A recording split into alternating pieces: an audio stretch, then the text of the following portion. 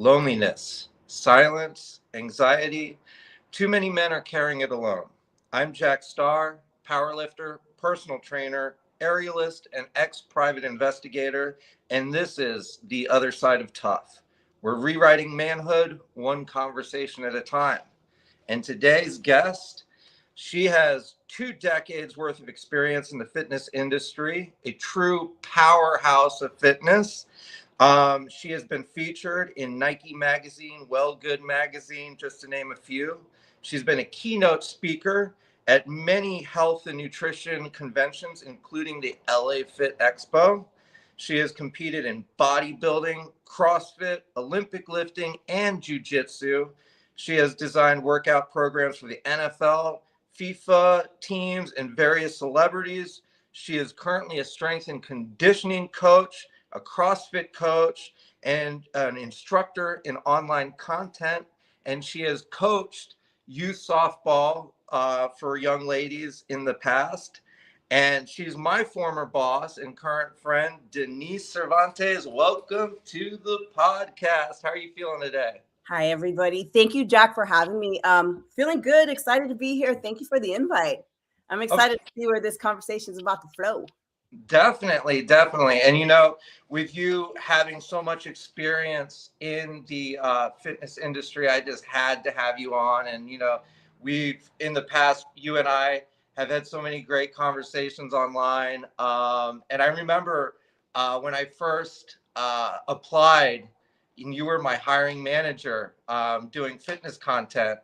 And one thing that I always do whenever I apply for a job is, and I guess it's like the private investigator in me, is I always go ahead and try to get as much information on the person that's hiring me. And I would just, I was like looking you up, and like I saw you online, and I was just in awe of all you've done, all the accomplishments, and, just your appearance in general. I mean, you are in amazing, incredible shape. And it's funny because whenever I train my clients, I always have female clients come in, and I really push heavy weights, right? And they're like, oh, I just don't want to get too bulky. I'm afraid that I'm gonna look like, I was like, let me show you what you'll look like if you lift heavy weights. And I take them to your profile and I show you, and they're like, oh my God, she's a queen. I want to look like that. So you're the best. Thank you for being a good example. I love you for that. That makes me feel so good. So I'm just going to share something with you real fast. If you don't mind. Yeah. On Tuesday, your girl is turning 44. Wow. Awesome. You're only 2 years behind. Well, a year and a half behind me. Oh, you're old. I thought I was older than you. No, I'm turning 46 in March. Oh, brother, you look good. We both look good. We're doing it for our age, and I think that's important. I think that's really important to set that standard, is because too many people, they hit their 30s, men and women, and they're just like, I'm at my peak. I'm done. I'm just going to let it all go. And it's like, you're just hitting your strides. It's like in your 40s, you should be peaking. You should be in like your best physical condition. And you're an example of that. Yeah. And I feel like it's all like a societal thing. Like we're taught to be like, once you hit a certain age, you're done. Mm-hmm. And so I just not recently, but I completed my master's in kinesiology, and I went through exercise physiology, like so many classes of that, at a higher level. And I learned that we cannot complain about age, especially when it has to do with fitness, until we're about like mid 60s. Wow. Yeah. So if anyone under that age tries to complain, I'm too old, or I can't lift that, I'm too old, or I can't do this, I'm too old, I nip that in the bud real fast. Like, nope, can't do that. Your physiology says like you're still good to go. So the reason that they feel that is because they stop moving. We become so sedentary. I mean, think about like high school. I used to eat a whole ass pizza to myself, right? And not gain any weight, just, but we were so active. We were walking around, we were walking back, walking to go meet our friends, walking to go get our friends. Now it's like, you get older, you just get sedentary. You get like a desk job, or you're sitting, you're driving instead of walking or riding your bike. You're ordering DoorDash instead of going to go get your food. Like we don't even cook anymore. Oh my gosh. We get like, it's like fast food everywhere. It's crazy. and there's so many like added calories and stuff, and especially with the sitting around part, it's just creates weakness. And I find, I've talked to doctors, I've trained doctors, and the number one killer, they said, in older people is, they say these two things are pretty much a death sentence. Is if, your hip, Yep. if you have to go through like hip replacement surgery or like, knee issues. And they say that people that go through that and that aren't conditioned, and haven't had a lot of physical activity and that are weak and they have those surgeries, they have a steady decline and they usually die within, a few months to a year, just because of their physical decline. And that's why I think, lifting heavy and being strong is so important. It's not just about being strong. It's about, giving yourself a lease on life. It's preventing these injuries like, the hips and the knees, because the only way to strengthen and fortify that is through strength. Yep. I don't know about you, but my philosophy on any kind of fitness is that strength is the foundation of everything. Like when I train my clients, the first thing I work on is the strength part. And then we work on everything else after that, because once you have that strength, it's the foundation for any physical pursuit, you take on. I've just started doing aerial. I And see that. That is yeah, so cool. yeah. And my strength has really like, I'm I'm not flexible or that mobile at all. I'm just an old power lifter. But You're a badass. thank you. I appreciate that. You too. But having that foundation has really helped me transition to that. Do you go by that same philosophy, that strength 100, foundation? 100%. And I mean, being at our age, we kind Mm, of experimented this on ourselves, right? And then both you and I have had thousands and thousands of clients where we see the benefits from it. yeah. Right. And then also in the studies, right? It's basically, I mean, if I could put all the studies into one and all of my personal experience all into like one little quote, muscle is the armor you need to protect yourself from everything, right? From falls, for breaking a hip. If you have that cushion, you have that muscle. I mean, if you have the muscle, you're not going to fall in the first place, because what happens is through age, and starting at the age of 30, we don't have all of the chemicals in the body and all of the hormones and stuff. They're not working as good as that used to before 30. So it's hard to hold muscle and it's hard to build muscle. So the more muscle and the more battle and fight you put into your workout to keep that muscle, the better you are to hold your skeletal system up.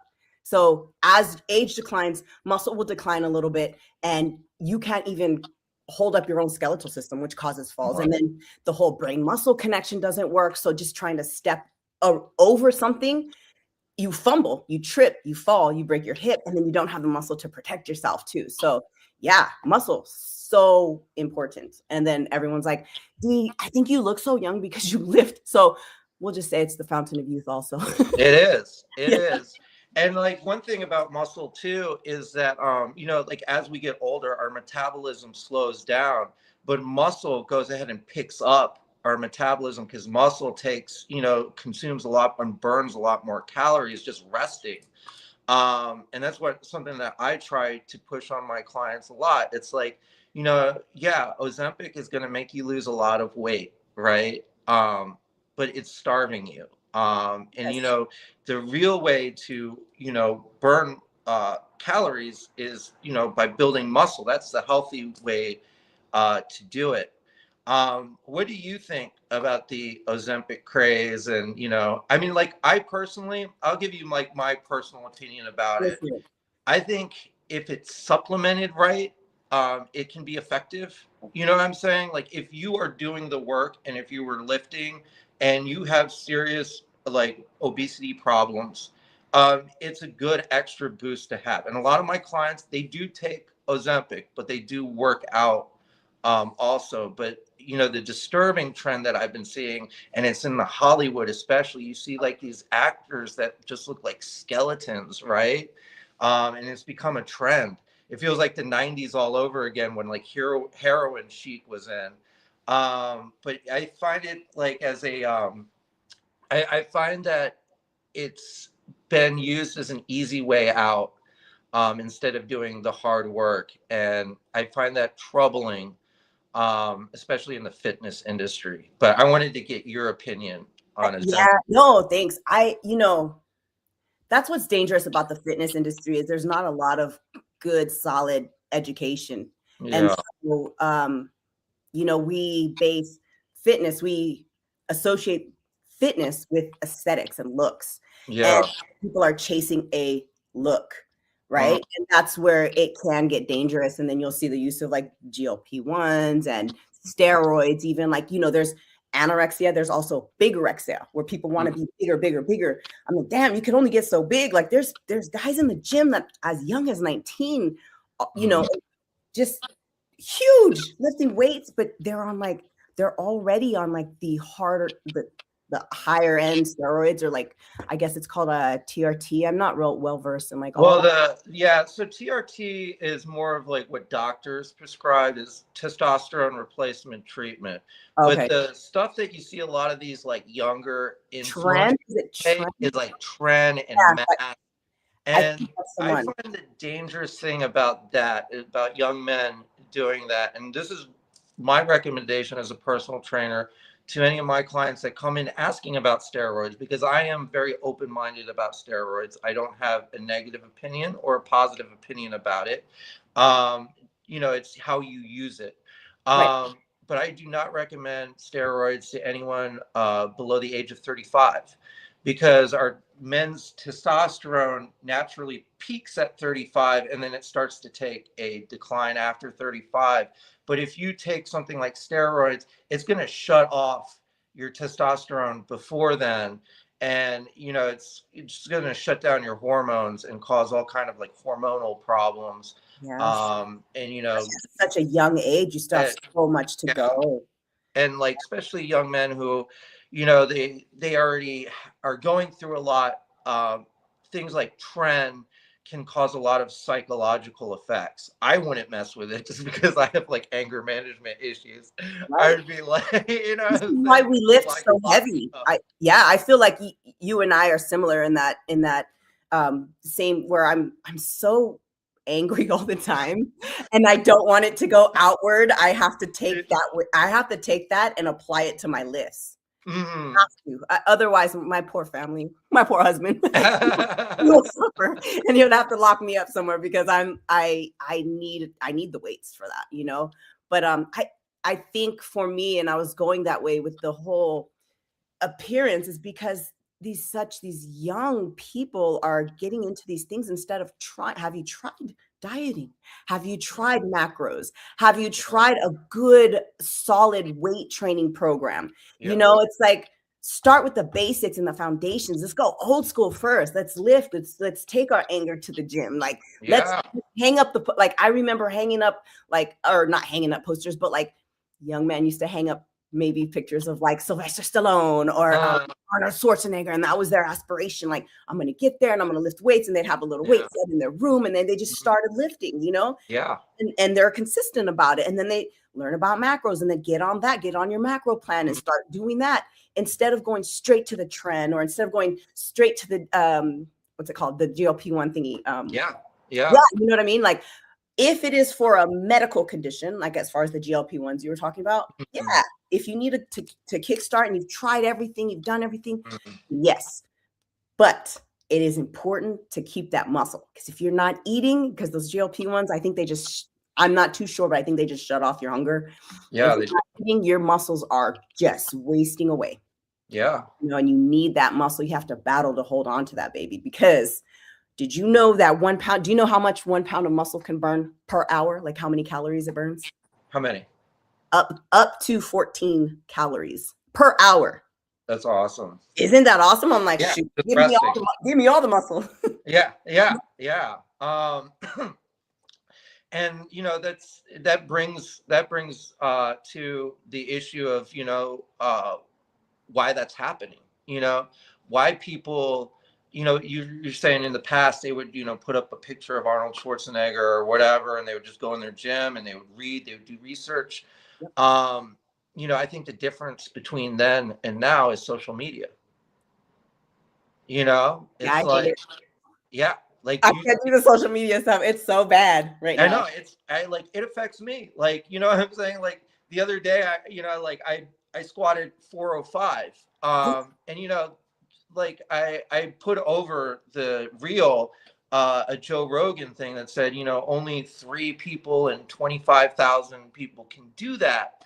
But I wouldn't know that looking at social media, because like 405 is like the minimum for like guys my size on social media. At least what I see, I'm seeing people like squat like 600, 700 pounds. And it's the same with the appearance. You see like people like chiseled up and, like filters all over. And, I hate it. yeah. And it puts that It's pressure the though it's on that, young sorry to people. interrupt you, but it's that one saying, Yeah. comparison is the thief of joy, right? And that's what Instagram is. And you Yeah. scroll through so many comparisons that are, and it's a highlight reel of all the good and really high elite stuff. And you're like, dang, I freaking suck. When you try like that 405 is impressive. You know what I mean? Like, and then you see social media, you're like, oh man, I gotta work harder. Yeah. I see. I would swear I see like women like squatting like 405 and like for reps and stuff like that. And I'm just like, oh my God, just stop. Just I need to turn off block. Yeah. It's impressive. Like that's a strong ass woman, and like I give her all the credit. But if Hell yeah. like social media does that, and it affects younger people like that. I think that's like the big difference is that there wasn't so much exposure to the outside, and seeing like having to, like you said, compare. And it especially affects younger people, and I think that's why they're hopping on such extreme steroids and taking such extreme measures to get these unrealistic results. And back in the day, it's like I would go to the gym and I would see someone who was yoked up, and I would ask them, I'd be like, how did you do that? And they're like, 10 years. 10 years of being consistent and not stopping and doing like just like lifting heavy and eating well and doing this over and over again. It takes Now years. like you see like a young kid and he blows up to that in like 6 months. Yeah, totally. You're like, what the hell? Yeah. Yeah. Totally. That's when I'm like, I look at my degree and I'm like, what am I even doing when people are taking steroids now? Like, I feel worthless. Like, I know what it takes, but it's not going to take 6 months. It's years of consistency, years of boring, same old stuff, working on the foundations, right? Just like pro athletes, like they say, like Kobe, like all the high elite athletes, they just work on the foundations all the time, and it's boring. Do that, those foundational moves all the time, like, and that's what makes them great. Same with weightlifting. That's what makes you yoked, big, working on the same things all the time. Like me and you were in our garages just doing squats, deadlifts, and bench all the time, and then we do our little accessory stuff, but it's that day in and day out. There's sometimes I look at my barbell and I'm just like, fuck again. Yeah. Yeah. Or I like, you walk in and be like, how am I going to do this today? And like, I feel like garbage. How am I going to do this? Is today the day I die under this weight? Honestly, though, I think when you fall in love with it and you do see the results from it, it becomes fun. Like sometimes I love that little pressure, that stress when I step to a heavy barbell and I'm a little bit scared. You start to like it. So I wanted to get into more depth about like how did you get into because you have so much experience and you've been going at it for 2 decades. What inspired you to get into fitness? Was it always a part of you, or was there something that inspired you? Tell us a little bit about your story and about how you got to where you are now. Man, I feel like it's such a long time. Well, I feel like, of course, like everyone else, I feel like a huge part of it was aesthetics. Okay. Right. we all want to look a certain way because society's an idiot. So Yeah. yeah, this huge idiot. But I didn't know. I was young, impressionable, and I wanted to look a certain way. And in my generation, I don't know if you remember the whole like Atkins diet and slim fat. Mhm. It was a huge diet culture, and Yeah. especially for women. You had to have like a small waist. I'm not that girl. I don't have a small waist. So no matter what I tried, it wouldn't work. So I remember doing hours and hours of cardio, and I would just be what's called skinny fat. Mhm. So the skinny fat look is, yes, you're skinny, but you have no muscle. Therefore, it's basically fat and then skin. So you're skinny, but you're like mushy kind of, Yeah. wasn't a good look, and I wasn't as strong. I started to lose a lot of my athleticism because as a little kid, I was super athletic. Okay. Your girl was out in the street till the street lights came on. I was always playing basketball against the boys. I had 3 boy cousins, 2 brothers. We lived close. And then I had Mhm. all the neighborhood boys. We would be balling, like in the street playing basketball. We'd be playing street hockey. We'd be playing baseball, just running around playing tag, throwing rocks at each other, all the stuff kids did in the good old days. And I started feeling not as strong. And then Mhm. that's when I started wanting to learn more about it. So I got into kinesiology because when I was in my like prerequisite courses, I fell in love with the human body, what it can do, how complex it is, and all of the physiology, exercise physiology, what happens when you work out, what happens to the body when you work out, what happens to the body when you give it the correct nutrition. And then also applying that to myself and seeing how true it was and comparing it to what I learned and what I see in real life. And so I wanted to get all of that education that I took from all of my certs and all of my workshops and all of my jobs and all of my schooling and share it with the world. I want to share it with everybody because we weren't taught that in Mhm. school. Yeah. We were just taught with whatever we saw our moms and dads doing. Yeah. So, and then what was on TV, which is not always good. Media is not Yeah. always good. So yeah, so learning about it and applying it to real life, sharing it to my people, whoever I can share it with, and just being that voice. I really do feel like I'm like have superhero abilities because I feel like I'm sharing it with the world and like saving lives just one rep at a time. You know what I mean? So You are a superhero, and you're like a Marvel superhero. I like to think of it like that. And you too. I feel like, training people and showing them their true potential. And then you've ever seen like your client hit like a 1 rep max that they thought they could never do. Oh my Yeah. gosh, I've had people crying in my arms like after that. And I'm like, Mhm. oh, this is freaking like to give somebody that empowerment and that feeling like, dude, that's freaking cool. Mhm. Yeah. Mhm. And like I think one thing too is that a lot of my clients notice for me is, when they fail a lift, I'm never like down on it. I'm always like, cool. And they're Yeah. like, why are you so like chill about it? And I was like, because you just learned a lot. I Yeah. was like, and you're gonna want it even more. I was like, we're building this. I was like, just like trust me, when you finally hit this, that feeling of getting revenge is gonna be so sweet. And Yeah. it's going to be, you're going to feel even better about hitting it like after failing than, if you just hit it and you didn't fail like a couple times. So I think those like lessons are, to like celebrate the successes with our clients, but also to like kind of celebrate the failures. And The failures are everything. Failure yeah, is feedback. yeah, I mean, like Tom Platt said that, the only way to like, succeed is to fail, Yeah. is to take failure to the extreme and continually fail and fail and fail. And that's what, we like as a society, you're saying society's dumb. Society like shuns failure. And so Right. like, I think that's why so many young people like they do something and they quit right away is because they're like, oh, I failed, I'm not good enough. And it's like, no, that's not the case at all. Like you were talking about Kobe earlier. I Mhm. mean, how many times did Kobe have to miss like those easy shots before they just became like automatic, you know? 100%. Oh my gosh, I agree with you 100%. Yeah. And that's what I have to tell people. Same with social media. Like I said, we see the highlight video of that lift that they made, but we don't see the whole back end of all the failures it took for them to get there. Yeah. You know? And it is like, I know our career of lifting, there's many failed reps.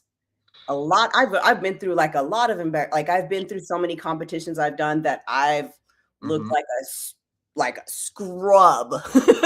But I had to go through that. You know, I had to take the L's, all those L's, but then the W's came too, you know, and those were, you know, celebrate that. But in life and in any success, I feel like it's never a linear, right? It's always going to be up and down. Yeah. But always up, right? It'll move up, but it's up, down, jagged. It's a jagged road. It's a hard road. Yeah, the failures are feedback. One of my good friends told me that, and I was like, man, that's so true. Like, Yeah. we have to fail. Be afraid of them. And, you know, like, you know, even like tougher than failure is injury. And, you know, like I've just went through like a really bad, you know, herniated disc injury. And, you know, like I was able to rehab out of it in 8 months and I'm like ready to go. But like during the time, man, I was in such a dark place and, you know, I was like really, you know, kind of depressed. But I would see, you know, like my coach or other power lifters like get back from even worse injuries. And I was like, okay, it's possible. I can do it. You know, like I can get out of this place. And so that's important too, is like realizing that, you know, you're going to hit some really big bumps in the road. They say that you're not a true power lifter until you face your first serious injury and have to like recover from it. And they say that most like power lifters, they, you know, wash out within their first 2 competitions, because that's usually like after, you know, they'll usually get injured after they start pushing it. And, you know, they never rebound from their injuries. They never like, you know, continue on with it. And so, yeah, it is important to like know that it's not linear, that it, you know, you're going to hit some low bottoms before you skyrocket up. Yeah, it's true. Oh my gosh. Yeah. And you see that in the pros too, like ACL injuries. There's some that come back quickly, some that don't come back quickly. They take a while, you know, and I've been through it's 2 knee surgeries on the same knee, which has affected my squat really bad. So my squat numbers are not as high as my other ones, but it once you go through that, and it was a depression for me as well, because I really thought, I was like, oh man, I'm so good at this. Like I'm gonna get somewhere. Yeah. And the injury, I was like, well, there goes that. And then, you know, my brain just takes me down to the deepest level, which is so dumb. And then I start making all the excuses in the world that I can't do this, I can't do that, you know, and like even to the point where I was like, yeah, I'm a mom anyways, I can't do it. Like I'm getting too old, started doing all that shit, you know, and I had to really snap like myself out of it, which took a lot. And really it was getting back in the gym, because it was just my knee. I was like, I'm going to go in, I'll do some bench and I'll do some pull-ups, I'll do some upper body, and getting those endorphins back. I really think getting back in the gym, and the gym really helps my mental state so much. And now I use the gym for every time I'm feeling a little bit down, just to get my mind straight, you know. It's a great release. It really is a great release. And to like piggyback on, you know, what you were saying too, is that, you know, like it's having the mentality, right? Like when there was one motivational speaker that I heard, and he's like, if you get knocked down, you know, take the 8 count. Take the 8 seconds to be down on the ground. Don't pop right back up. Take that 8 seconds to be back down. Recenter yourself, like, you know, get your head straight. You know, take that moment to feel pity for yourself. Like, what the hell? Observe it, feel it, and then get up and like go at it. But one thing, like after my last injury, I had to pull out of nationals, and I was like talking to my coach, and I was like, you know what? Maybe this is it. I was like, you know, I still want to do lifting and stuff, but maybe competition isn't the thing. And he was like, just give me 2 weeks. He's like, give me 2 weeks. And he's like, we're going to do this rehab program and that sort of thing. And just, you know, I changed my mentality from competition to being like, okay, let's succeed at this rehab thing. let's do this. Let's like get into this, like doing these rehabilitation movements and, make that my goal. And, let's get as intense about, rehabilitation as I do in competition. I think that really helped me like dig myself out of that dark hole. Hell yeah. Now I'm back in competition Yeah. mode, after doing all that rehab stuff and like, really putting that positive mentality in doing those things that I needed to do to get back to that competition level. So I think it's a lot with, taking the time to feel sorry for yourself, taking the time to feel those dark thoughts, but not letting yourself get drowned in them, and picking yourself out and finding any sliver of light that you can at the end of the tunnel and just walking towards it. 100%. No, I love that. Yeah, we've been there, and it has to do, I think, with our competitive spirit, because we want to be athletes. We want to be baddies, We get to a certain level, and then once that gets taken away, you're like, shit, man, I'm gonna give up. But then, you got to get back into that competitive mindset and treat that rehab like another PR, like a PR. Yeah. Like, you got to get there. You got to face it. Like, just like I said, stepping to the barbell, it's scary. Going through that rehab and getting to where you're at, that's scary, because you're like, dang, I got injured like before. I'm hurt. Like, I am broke. Like, my back is broken. Like,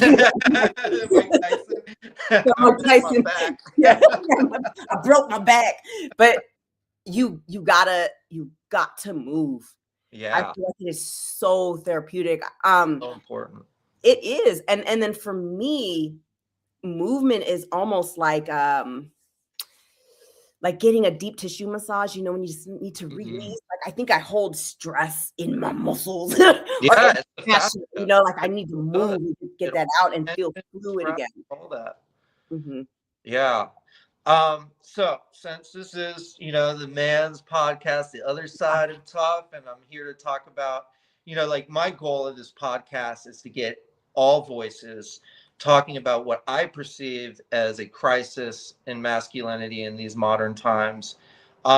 First of all, do you think there is a crisis in masculinity? And if so, what do you think are some of the key challenges that men face, or the things that contribute to this crisis?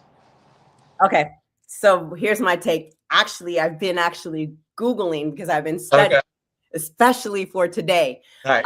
But here's my thing. I didn't think there was a crisis, only because I kind of steer clear from all of that stuff, because of the whole, there's a lot of things going on in politics and stuff. I'm not going to even talk about that. I actually had a huge debate in my master's about biological women in sport and trans women in sport.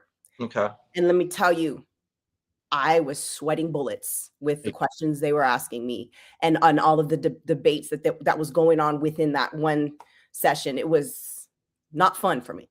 Yeah. As far as masculine, so the definition of masculine, right, is basically pertains to anything with being male, and it's a male trait. But when I further researched into it, the word masculine is it's a fluid word, right? Yeah. It changes with culture, it changes with history, and it changes with society, the big idiots. And society now has changed a lot. Like, I remember, like, when you and I were young, we're the same age again, the masculine was the protector. And if you think of it as a look, as an aesthetic, it's big, strong, strength, right? But also on the other end of it, where this is the more talked about thing, is withholding of feelings and not being able to, like, cry or express feelings, right? Like, I remember distinctively my father saying, "You better not cry, you're a boy," right? To my brother, or like my uncles to my cousins, right? "You don't cry, you're a boy, you don't do that." I mean, and then same goes with women. There's also the whole femininity is the same thing. Like, they change. Yeah. But feminine and masculine, I guess, would be more like a trait, right? Whereas the masculine is more like outward and external, where you guys project out and you guys want to, the men, or the masculine, I should say, is protective and has structure and consistency, and it's more logic thinking, whereas the feminine is more feeling and intuitive, and they Nurturing. tap into the body and feelings. But I feel like you have to have, everyone has their own organic balance of both. It's kind of like the yin and the yang. Yeah. Right? Because I can say I have some masculine qualities, as far as like, I could be a great leader. I take on great leadership roles, right? And I love structure, and I do have a very strong logical side of me. But Yeah. then like, there's my husband, who does have some feminine parts of him too. Like, so everyone has a balance within them that they need. Yeah. They're genuine and to have a good energy and to be their best selves, right? But with society and like you said, the whole social media just blew up. Yeah. So much pushing, you know, a different meaning to both of them, right? So I looked up 2026 definition of masculinity, and it said, yeah, so it said for the masculine now is more emotional intelligence. Okay. But then I'm like thinking, I'm like, but the whole emotion is supposed to be a feminine quality. Yeah. So it's really weird now. And it's the like, I would say, if I were to take everything that I've read on the internet and even spoke to some friends, it's now kind of turned into humanizing and not feminizing. That's what the masculine like definition would be, to like have men think about not holding in their emotions and more talking about it, going to therapy and being able to talk, right? So that's and I agree with you. I like one thing that I've been finding through doing these podcasts, because this has been a journey for me too, like I've been really learning a lot from each of my guests, about, what they perceive like masculinity being, what positive masculinity to like toxic masculinity is. And one thing that, you were talking about, handling emotions. I think that one thing that is misunderstood or with the older generation was, don't cry. Um, and I think that that was wrong, but it was wrong for the right reasons, because what they were trying to say is regulate your emotions. You know what I'm saying? Is have regulated emotions. They shouldn't have said don't cry.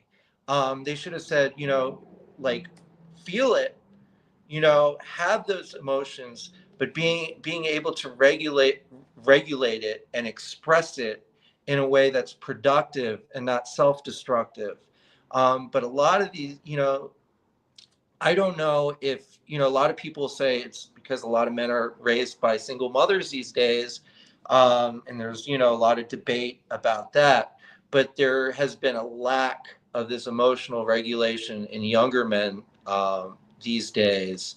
And we can see it through, social media, through violence, through acting out, through what they call crashing out.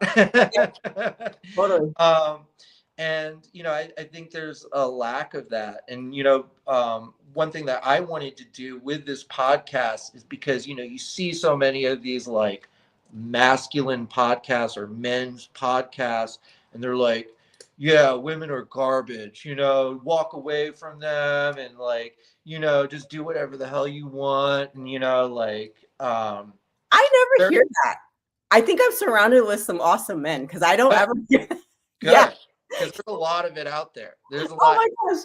It really targets younger men too, and that's like the disturbing thing for me, and that's kind of like what's led me on this journey, is to be like, well, there is another way of being a man, and portraying these like masculine traits without being toxic, without the toxic machismo per Right, se. right. And that that includes. I'm half Hispanic, so that machismo, I understand that, and I've seen it. But like I said, I'm surrounded with some awesome men, I don't have to deal with that, thank goodness. I've seen it in the older generations, where they're like, oh, the women have to clean. You Mhm. guys stay clean. We're gonna sit here and watch our football game. Like I've seen that growing up. Yeah. But I mean, maybe I just chose some great men to be around, like especially my husband. He's really, really good. I feel like we balance each other out really well. But I feel like probably your parents and your grandparents too. You probably got a little taste of that machismo Mhm. men there, yeah. Because I kind of grew up with it. But I think it just made me more aware of it as a woman. So I don't know. Maybe I talk. I don't know. I don't know. Maybe I balance that out and like I make it stop. I don't know, but I don't deal with it now. Well, I think you're a high vibrational person, and high vibrational people are surrounded by other high vibrational people. That's just how it goes. It's like I know because I was pretty, I went through a low vibrational phase. And when I started, doing the self healing and really looking inward and being more introspective and trying to be a higher vibrational person, and I think of myself as a higher vibrational person now, as I left behind a lot of those low vibrational people. So I feel like I kind of have a window to both sides because I know what the low vibrational is, but I also know what the high vibrational is. But you're a high vibrational person, so maybe you don't, you don't deal Well, with I vibration. surround myself with people who are in the like lifting community, the competitive people like yourselves. Mm-hmm. I feel like everyone in the gym kind of gets that, and we kind of operate at that same vibrational level. We're just at that same level where I don't know. I feel like the people I'm around and they kind of remind me of something my dad told me a long time ago. And I was going through like a really hard time. And Mm-hmm. I let something in my fitness journey bother me. It was either I didn't hit first place, something really stupid, right? It was Mm-hmm. like, D, just think about this, right? When you die and you're in your grave, Mm-hmm. your headstone is not going to say, here lies D. She did not hit her 300-pound lift. Like, no one gives a fuck. You know what I mean? Like, life is so short, Yes. and it has to do with what you leave people with. How do you leave the room? You enter the room the one way, right? The room has its energy. When you leave that room, you want to make sure that room is full of good energy, right? Yeah. Because Yeah. we need more of that, especially in the way today's world is. Definitely. And I love how you are like giving to like the younger generation. Like it really, I saw some of your stuff with like the youth softball team that you're coaching. And I was like, what a great way to like mentor young women and like give them, that interaction, and show them, like what it takes to be an athlete. And so I think that's wonderful and beautiful. um my question to you is to like further this question about masculinity is now like talking about this, what are some positive masculine traits that you want to see that your son carry on into the future and inspire other people to be like? So I would love for him to have that protective quality, which he already has. Um, and yeah, I do want him to understand and know how to regulate his emotions. Hmm. When he was little, and this is weird, really weird. And I don't know, maybe we are born with these like really strong traits, but he didn't want to express his feelings. It was really weird. Where my daughter, because I only have a son and a daughter, Mm. daughter would definitely talk it out. She wants Yeah. to talk it out. My son would withhold, and Mm. I would see his anger because he would crash out. Like as a little kid, they would go into what was like he would just start crying or Mm. acting out, being a bad boy. I'm like, what the heck is going on? So I had to teach him like, what do you feel? Like, do you feel good? do you feel happy? Like, do you feel, what do you feel? So talk about it. Mm-hmm. And so I want him to be able to know how to, of course, regulate. I mean, as well as my daughter, because there's toxic masculinity, but there's also toxic femininity. You need to have That. yeah. So and I guess I do, because I'm a woman, right? So I'm in my like feeling. I'm not into like all the like zodiac stuff and stuff. But I was listening to like, energies, right? So I'll get into energies, and I do kind of believe there's masculine and feminine energies, but it's the dark energies, or the what do they call it? Wounded masculine or the wounded feminine. Those are the bad ones that everyone focuses on. Yeah. So like the men that, oh, men are violent, they're controlling, but that comes from a wounded masculine. So like, yeah. And that all has to come with regulating emotions. And that's why I'm like, we'll lift weights, it solves problems. Yeah. And you know,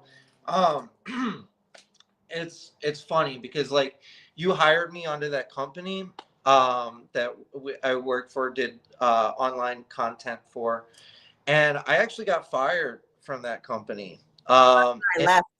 It was because I went ahead and didn't regulate my emotions. Oh no, what happened? I have no idea. Yeah, I'll tell you. This is So you. you know, like we had our laptops and we would like film the content and like whatever.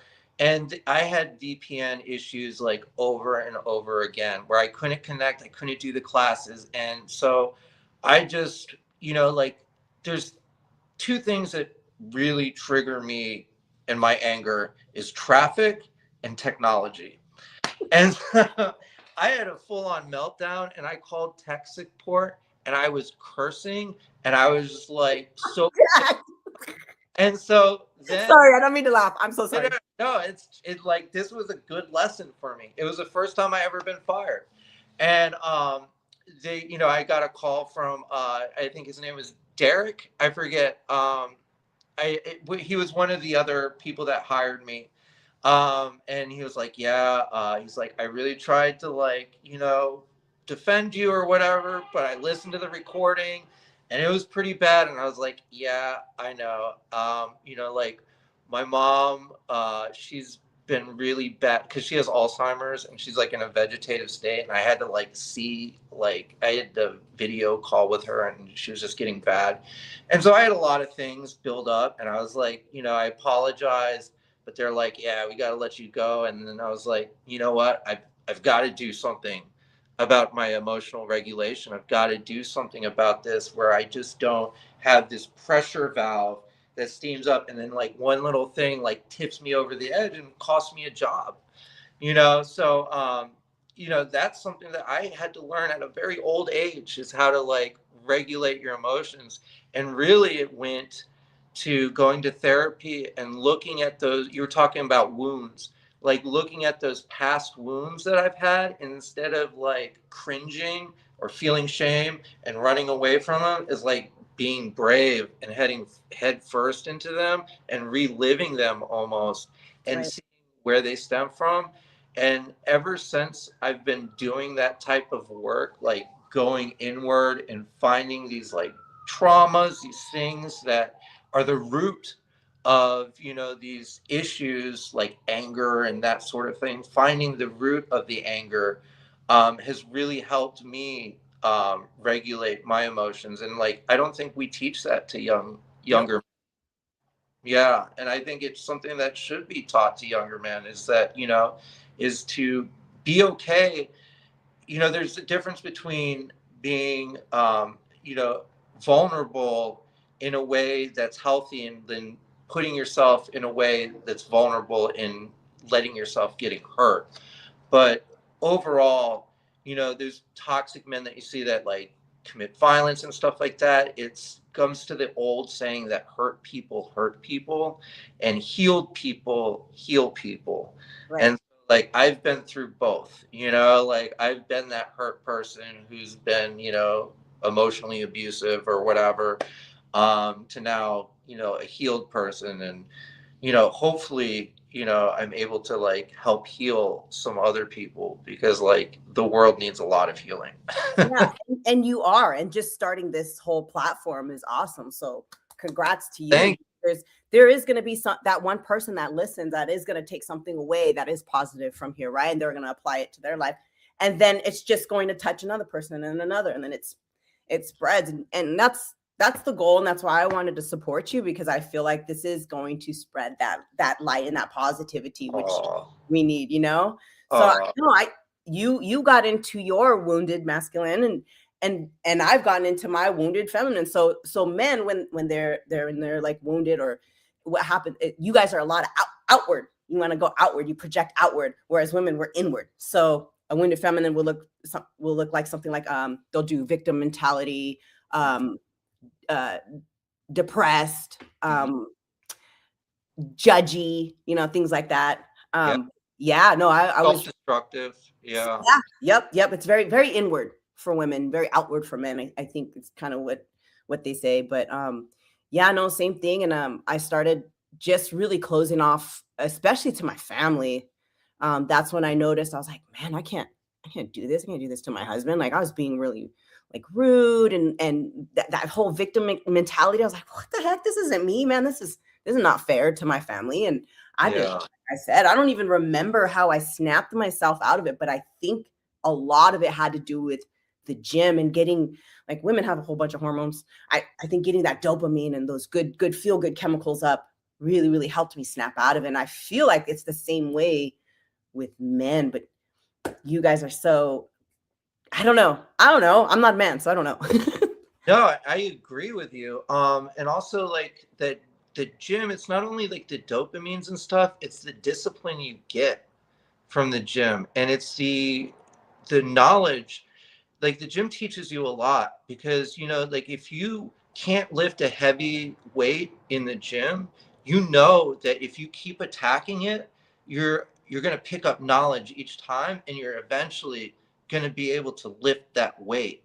And that's like inner turmoil we face. Like, we've got these past things that have been haunting us our whole life, but if we keep attacking them and keep getting them, we're going to overcome them eventually.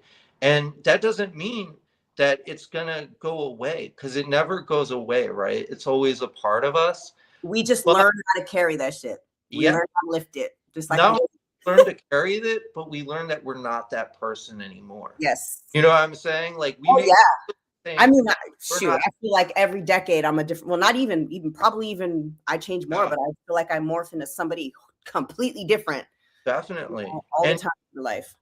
Yeah, and it's like, I that's what I do. It's like, I have those things, like, I have those past demons like reemerge every once in a while. Like, I'll feel like a flare of jealousy or whatever. And, I remember when I was like an 11-year-old kid or whatever, and I felt like that jealousy, I would take like a pool ball when I was playing pool and just slam it on the table and like walk away. And like, that's what I feel. That's what I want to do as an adult. You know what I'm saying? Like, I just want to like 100%. walk away and storm off and have my little temper tantrum. But then I remember, it's like, I'm not that 11-year-old kid anymore. I'm the man that 11-year-old kid needed. Yes. To help mentor them. And so, like, I've got to set an example for that 11-year-old kid. And so I have to, be honest with my feelings and, emotionally regulate. And being honest with yourself is one of the hardest things to learn, and that takes a lot of time and work. Like, it is. Yeah.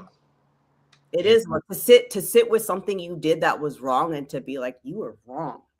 You are wrong. Like, that's hard. That's hard to do. I'm like, dang. Like, I was an asshole. Yeah. Oh no. There's a lot of times I look at myself like, D, you are being an asshole. But you know what? Like, you have to also look at that and be like, you were an asshole, but I understand why you were an asshole. And I'm going to show you grace, but we're different now. And like, we can go on, and not like hate on your past self. Because that's like the worst thing you can do, is like show shame to your past self, but instead be graceful to your past self. And I always say, think of like, yourself as your best friend. It's like, would you say all the horrible shit you say to yourself, or that comes up to yourself, to your best friend?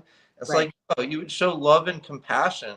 And, it's like, that's part of it. It's like, showing love and compassion to those past selves that weren't, great people. Right. per se. Right. Yeah, Uh, that I remember my grandmother telling me, because with I have such a huge family, right? mhm. And my cousins grew up right next to me, and some of them went on really like dark, not dark paths, but we were just troubled kids, and Life. yeah, just doing crazy stuff with crazy people. And that's when my grandma was like, that's when you need to love them the most. Because we'd be like, Mhm. man, forget him. He's being stupid. He's Yeah. streets. Like, he's for the streets. Leave him alone now. He's for My the grandma's like, no, you guys, because we were close. We were close, like me and my cousins. Mhm. And my grandma's like, no, that's when you love them the most. And I'm like, dang. And then I've also through life, like you said, you have to apply that to yourself. And Mhm. that's something that I got to teach my children, is my kids. They're not even children now. They're like preteens, but I got to teach them too. Like, you guys have to, you have to really do a self check, right? Yeah. Look in the mirror at yourself and look deep, and understand it. And understanding it means, yes, understanding you're wrong, but understanding you've changed, Mhm. and giving yourself that grace. That grace is everything. Like, Yeah. yeah. It's so huge. It's so huge. Like with every podcast, I go ahead and when I have a guest on, I say one thing that I really appreciate about the guest. And one thing that I appreciate about you is what a great example you send to women in the fitness community. Like whether it's you lifting heavy, whether it's your free spirit, whether it's you being honest, whether it's you mentoring young women, this new generation, your passion to fitness. It's inspired me, and like I always look at you as a model because like I want to achieve the things that you have um, in the fitness community. So, I just, before I end every show, I always say like one thing that I appreciate about you. I mean, like, of course, I already told you that I show my clients you whenever they're like, oh, I don't know about lifting heavy. I might gain too much muscle. It's like, no, you're going to look like this lady right here. So I appreciate you. There's not enough like positive fitness influencers or fitness people out there. So that's like one thing that I really appreciate about you. Aw, I'm gonna walk around and everyone's gonna be like, D, why are you blushing? Thank you for that. And Uh, it's hard work, and I could say the exact same to you. I mean, I hired you, and yeah. there was a lot of applicants. Like, I saw a lot in you, and just from today, like how much we've grown, both of us, and Mm, you putting out this pod, I hope it takes off, right? yeah. Yeah. I really do, because I really enjoyed being on here with you. Uh, And I always enjoy our talks. Like, we even do. if You it's do a have quick a great text. time. We're Yeah, always like, no, you've always been such a cool each other up. person. Great. Yeah, no, thank you for having me, and thank you for starting this. Keep it up. Yeah, of course, of course. And is there like before we go off or anything like that, is there anything that you would like to bring up? Anything that you would like to add? To put a little footnote or a little period on this podcast. No, just like, because you do bring up the topic of toxic masculinity. Like, it goes both ways. It's Mm, for women too. And like I said, I feel like it's just this weird societal norm that everyone tries to follow. Like, just be cool, lift weights. yeah, just be lift some heavy weight, right? Heavy ass weights. Let's go. I love that. That is a great way to end off. So I appreciate you being on, Denise. You're always an inspiration, like I said. And with that, we will conclude. Let me get my little outro here. That's it for today's episode of The Other Side of Tough. I'm Jack Starr, reminding you that real strength is found on the other side. Catch you on the next time. Thank you so much, Denise. You have a lovely rest of your weekend. Thank you, you too. All right, bye.